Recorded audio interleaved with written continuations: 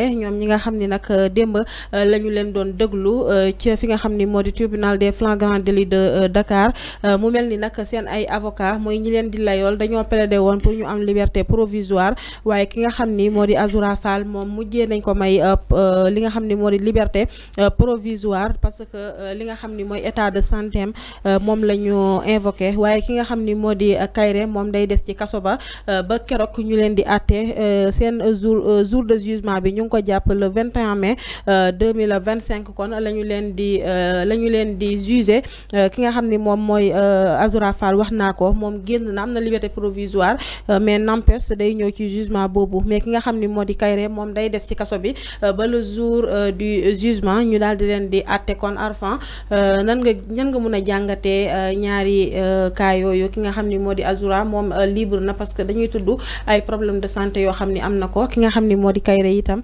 moom mi ngi des ci kaso bi di xaar le jour du jugement. Oui, Ami, il faut que nous aussi, c'est dans l'ordre normal des choses. Même je vois même des avis qui sont tellement mitigés. Les gens, ils commentent, ils disent ce qu'ils veulent, ils disent aussi son appréciation, je suis d'accord. D'ailleurs, aussi selon l'union mais sauf que le commentaire est libre, comme on le dit, mais la justice aussi, ça n'est une autre.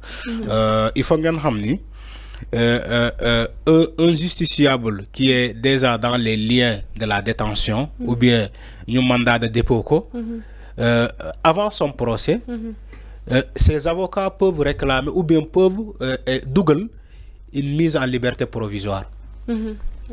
Donc partout dans le procès, dans le déroulement du procès, à tout moment, donc ces avocats peuvent interpeller donc le juge pour nous maïko liberté provisoire.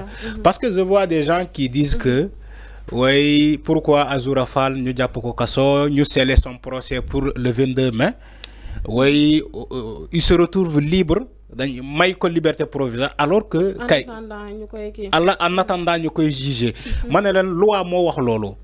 Dans le code pénal, dañu né comment dire un dossier d'un justiciable bo xamantene mo ngi kasso avocat mën nañu demander à tout moment dans toutes les étapes de la procédure dans toutes les étapes, je précise le mot, dans toutes les étapes de la procédure, le juge mën na ko may liberté provisoire. Tout sauf que avocat bu ñu dugalé pour ñu may ko liberté provisoire. Dans toutes les étapes de la procédure, mën nañu ko may liberté provisoire. Donc il n'est pas dit que Azoura Fall waruñu ko may liberté provisoire. Effectivement, war nañu ko mën a may liberté provisoire. Comme d'autres.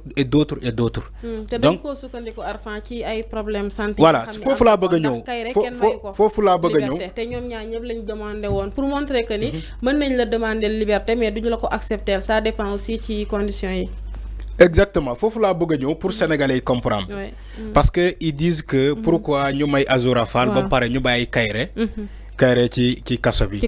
Parce que même si les mêmes faits lañ leen topé, mais Azoura dafa am ben privilège. Moy privilège bi, xawma ndax privilège la koy woyé parce que il y a un médecin qui est inscrit dans l'ordre des médecins, l'ordre national des médecins. Bi atteste ni que Azoura Fall il ne jouit pas de toutes ses facultés mentales.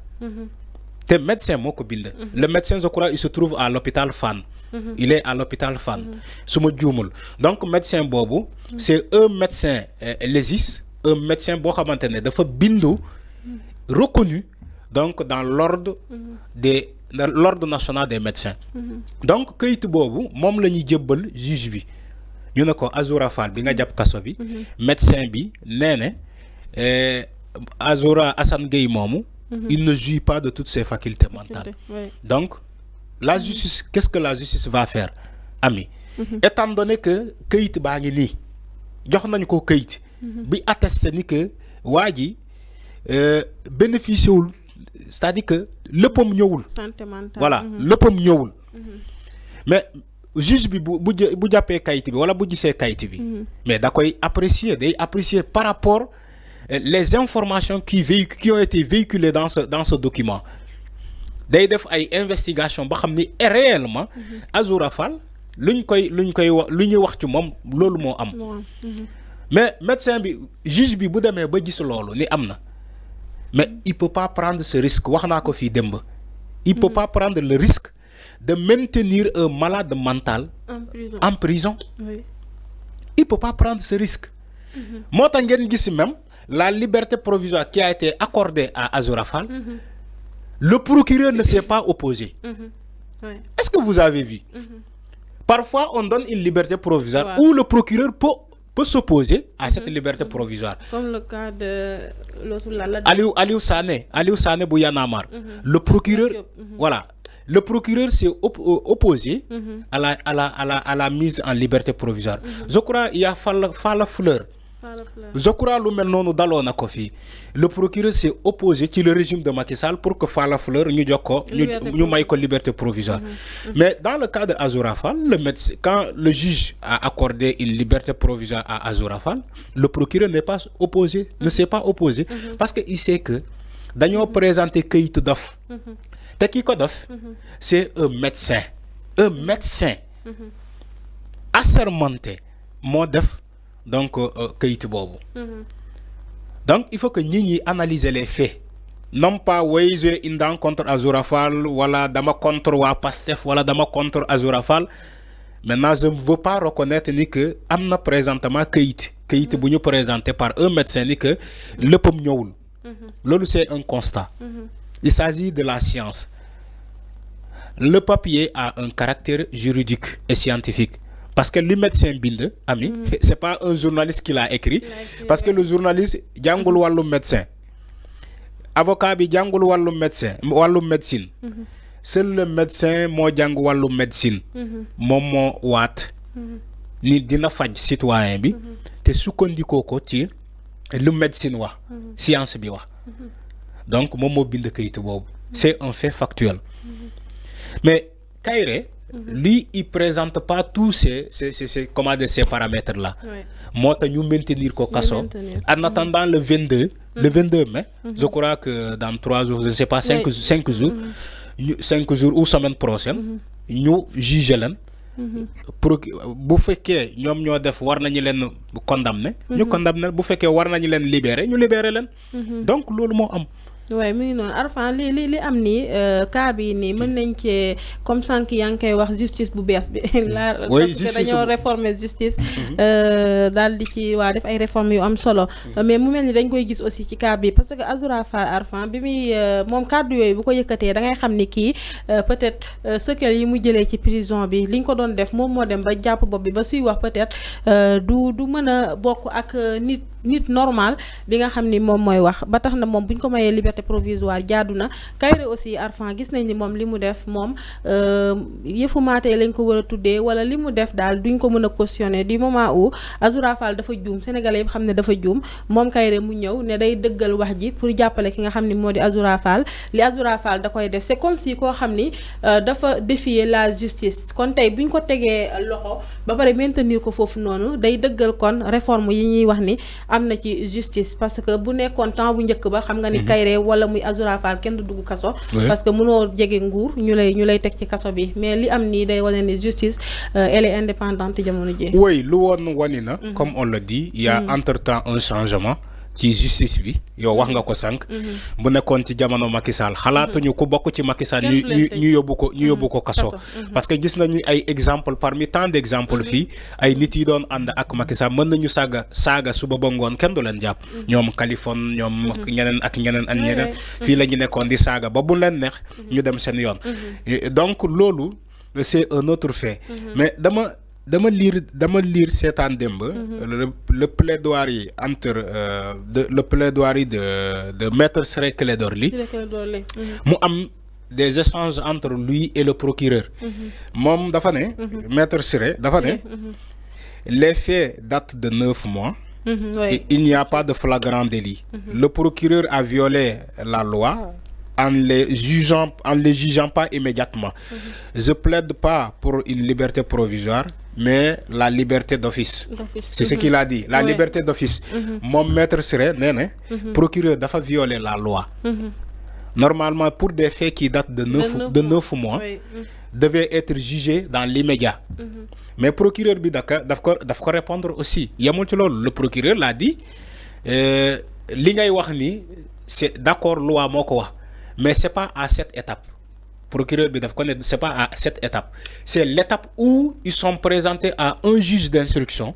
Donc ce juge d'instruction là moom moo war a appliquer yow li nga wax ni c'est maître Ciré Clédor Ly. Donc il y avait des échanges. Il faut procédure bi il faut voilà topp ko. exactement il faut exactement il faut que ñu topp procédure bi ba à la fin balaa ñu mën a juger loolu dans l'effet immédiat. Comme l'a dit maître Ciré Clédor Ly qui est un avocat de renom international wax naa ko fi bi doon défendre ay dossiers yu mag a mag donc bu am xam-xam aussi maître Ciré Clédor Ly te aussi bokk ci avocat yi Azoura Fall. Donc loolu moo amoon échange entre moom ak le procureur. Mais ami solo li nga doon wax sànq donc dafa am solo du fait que sénégalais il faut que aussi ñu savoir raison garder. Oui, et pas tomber dans l'euphorie et pas aussi canaliser donc une affaire qui est justice donc dans les filets de la justice nga yóbbu ko ci espace politique di ko politiser. Donc nous justice bu bees bi comme ni ma ko waxee nañ ko bàyyi ak cëggal gu yam mu def liggéeyam. Inch'Allah du am kumba am ndey wala kumba amul ndey. Je crois que même Thierno Bocoum l'a dit hier. su ma juumul on m'a envoyé un extrait de Thierno Bocoum. Je vais le lire partager ko ak sénégalais.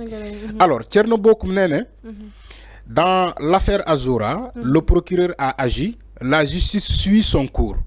Point. Voilà le signal fort. Il a reconnu que c'est un signal fort. Thierno Bocoum il dit voilà un signal fort que nous espérions. Il mérite d'être salué. Il mérite d'être salué sans réserve. À présent que le flambeau de l'équité continue de briller pour tous. L'injustice qui frappe Abdou Nguer, Assane Diouf et d'autres doit cesser. C'est ce qu'il a dit. Donc Thierno Bocoum li la wax demb, il reconnaît d'abord ni que cette justice-là aujourd'hui est à saluer. Il a dit Thierno Bocoum dans l'affaire Azoura, il a dit ce qui a été attendu, ce que nous espérions. Donc justice def na ko. Mooy maanaam le fait d'arrêter Azoura Fall. Comme Azoura Fall dafa saaga comme ñoom Abdou Nguer comme ñoom Assane Diouf. Donc le fait d'abord qui allait démarrer dès le départ c'est d'arrêter Azoura Fall. Il a été arrêté. Thierno Bocoum se réjouit de ça. Il dit il faut saluer la justice de ce qu'elle est en train de démontrer aux Sénégalais. Donc tey ami sëgam ñoom opposants yi ñu ngi d'accord ni que justice bi am na lu changé. Donc man gisuma fii lu jara manipuler. Nañu bàyyi manipulation bi. Vous-même vous reconnaissez que justice entre-temps il y a quelque chose qui a changé. Il y a quelque chose qui est là à saluer, qu'on doit saluer. Donc il faut reconnaître ni que au préalable il y a des choses qui changent. Donc ci justice boobu. Voilà donc man loolu laa gëm. Man justice bu defee lu baax loo xamante sénégalais yëpp war nañu ko magnifier damay ne justice bi bon quand même machallah d'après lu ñu doon gis fii ci les anciens régimes ak lu ñuy gis ni du benn. Tey Azoura Fall bi bokk Pastef bi nekkoon ci bu fekkee nekkoon na ci jamono Macky Sall kenn xalaatu ko jàpp. kenn du ko arrêté. ak ni mu jegee parti bi. Non ak lu mu jegee Ousmane Sonko sax ngay wax. Premier ministre bi. kenn du ko jàpp. Tey aujourd'hui on a arrêté quelqu'un qui est tellement proche du Premier ministre. Donc il y a une justice qui est là. Il faut le reconnaître. te Arfan moom propos yi nga xam ne yëkkati na ko avocat bi wax na ko ça fait il y a de cela 9 mois. bi mu ko yëkkatee ak léegi lan moo tax ñu xaar ba léegi man jël kàddu yooyu noonu tegaat ko ci place publique bi te xam nañ ne du Azoura moom moo ko partagé. Est-ce que aussi responsabilité bi waruñu koo tamit partagé le fait que moom Azoura moo yëkkati woon kàddu yooyu donte 9 mois ci ginnaaw la woon waaye ki ko génneewaat aussi est-ce que gënul def lu pire que li Azoura def. Oui, tout est parti par le biais de Maître Moussa Diop. Maître Moussa Diop moo dem jël vidéo boobu bi daté 9 mois. Il y a 9 mois mu andiwaat ko. Donc Maître Moussa Diop moo tax ngeen dégg ni que moom Azoura Fall par le biais de ses avocats nee na dafay porter plainte Maître Moussa Diop. Donc Azoura loolu la wax Maître Moussa Diop même de courage depuis la France a répondu les supposés les rumeurs concernant sa plainte dafa répondre dafa ne moom nekkul ci layam yooyu xaw ma lan la ko waxee comment se fait-il un malade mental puisse porter plainte à quelqu'un. Est-ce que cette plainte-là a une valeur juridique? C'est ce que Maître Moussa Diop a dit. Voilà, c'est ce qu'il a dit. Un malade mental ne peut pas porter, normalement, ne peut pas porter plainte à quelqu'un. Moom li mu def Arfan mën nañ ko comparer ak li Momo bi nekk sans limite defoon. Momo dafa capturer ay articles ñi nga xam ni ñoo di Confidence Afrique partager ko di ko dénoncer ñu tëj ko ci kaso ñu convoqué ko moom mi nga xam ni moo di Momo ba mu am problème ak yoon kon li Momo defoon ak kii li mu def c'est presque wala kii sa li mu def mooy pire parce que moom moo dafa capturer ay image Facebook la ko daal di dugal kii nag vidéo la daal di partager waat kon responsabilité am nekk na ci. Oui lu ñuy tuddee en matière de droit diffusion des informations à caractère personnel moom ngay wax ni donc Maître Moussa Diop mën nañu ko toppee ci diffusion des informations à caractère personnel wala d'une vidéo qui date de très longtemps moom mu eximé ko andi ko ci toile bi donc mën nañ ko toppee loolu mais yemul ci foofu ami je crois que lu ñuy ne ci baatu wolof ay du yem ci bor loxo kii ci bopp ay du yem ci borom voilà loxoy borom vous êtes pas loxoy borom wala bopp borom parce que vidéo boobu quand Maître Moussa Diop l'a publié dafa am Serigne Saliou Gueye lu mu bind le journal Yoor-Yoor le journal Yoor-Yoor dafa bind dafa ne Moussa Diop